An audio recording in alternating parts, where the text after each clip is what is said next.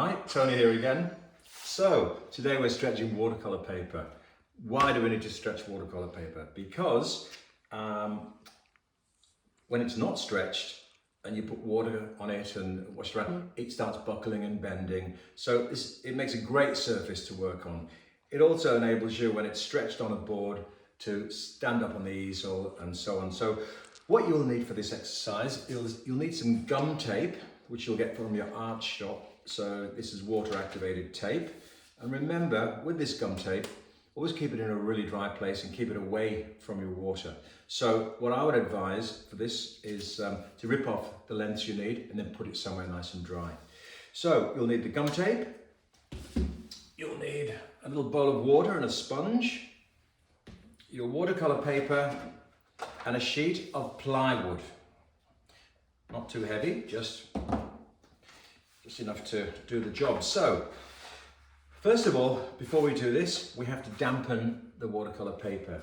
So I'll quickly do that. If you use normal tape on this, of course it won't stick to the wet paper. So that's absolutely useless using gaffer tape or anything else. So you wet your watercolor paper nice like that, nice and thoroughly. That's it, we'll keep going.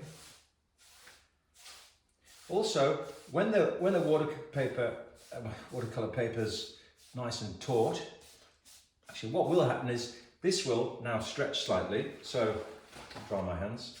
So I'll rip off the lengths that I need. 1, 2,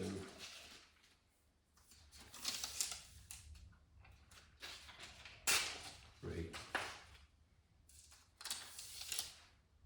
and 4. So with your water activated tape, you simply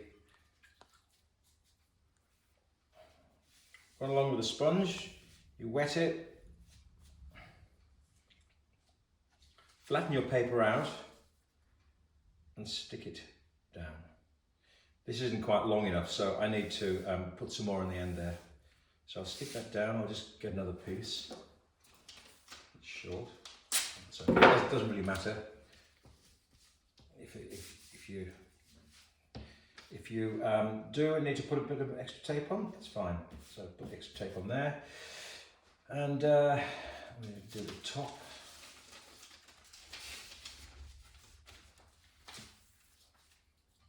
I'll be as quick as I can with this. Actually, the reason that was too short was because I used the side piece. Anyway, never mind. Here we go. So let the brown masking water activated paper go over the edge. So you've got some in your watercolor paper, some over the edge onto the board. To the ends.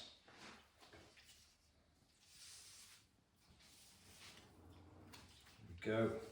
So, and when you frame this watercolor up, eventually, when the painting's finished, you'll cut it off with a Stanley knife or a razor blade, and then the mount will cover the gum tape, of course.